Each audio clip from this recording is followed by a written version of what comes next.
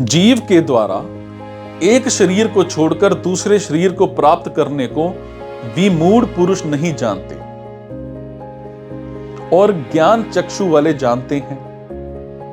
इसको जानने का मतलब यह नहीं है कि जीव कितने हैं, वो क्या क्या करते हैं और उनकी क्या क्या गति हो रही है, इसको जान जाते हैं। हालांकि आत्मा शरीर से अलग है, इसको तत्व से जान जाते हैं, अर्थात अनुभव कर लेते हैं।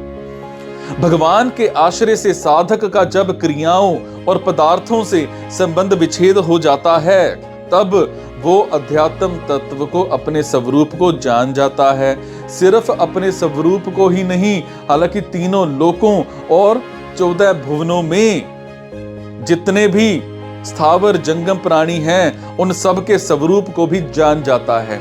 और सबका स्वरूप शुद्ध है, निर्मल है, प्रकृति से असंबद्ध है।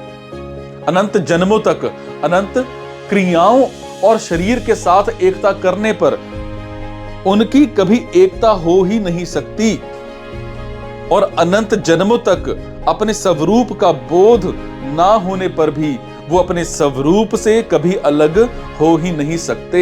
ऐसा जानना संपूर्ण अध्यात्म तत्व को जानना है। वो संपूर्ण कर्मों के वास्तविक तत्व को जान जाते हैं, अर्थात सृष्टि की रचना क्यों होती है, कैसी होती है और भगवान कैसे करते हैं, इसको भी जान जाते हैं।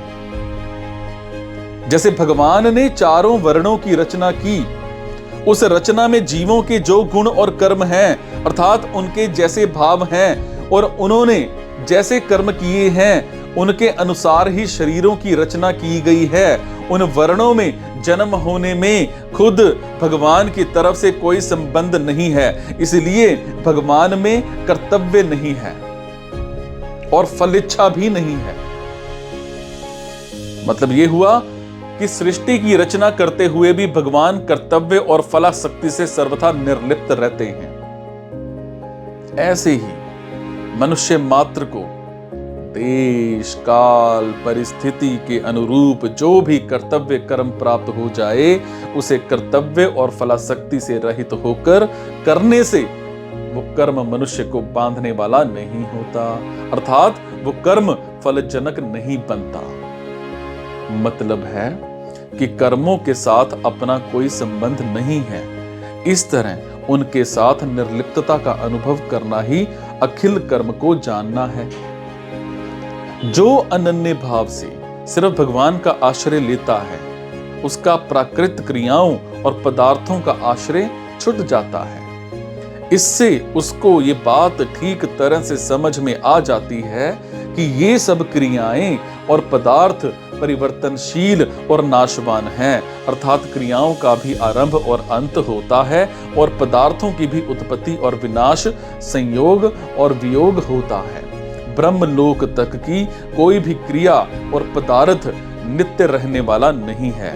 सो कर्मों के साथ मेरा बिल्कुल भी संबंध नहीं है, ये भी अखिल कर्म को जानना है। मतलब ये हुआ कि भगवान का आश्रय लेकर चलने वाले ब्रह्म, अध्यात्म और कर्म के वास्तविक तत्व को जान जाते हैं, अर्थात भगवान ने जैसे कहा है कि ये संपूर्ण संसार मेरे में ही ओतप्रोत है और सब कुछ वसुदेव ही है। ऐसे ही वो भगवान के समग्र रूप को जान जाते हैं कि ब्रह्म, अध्यात्म और कर्म ये सभी भगवत स्वरूप ही हैं और भगवान के सिवाय इनमें दूसरी कोई सत्ता नहीं है।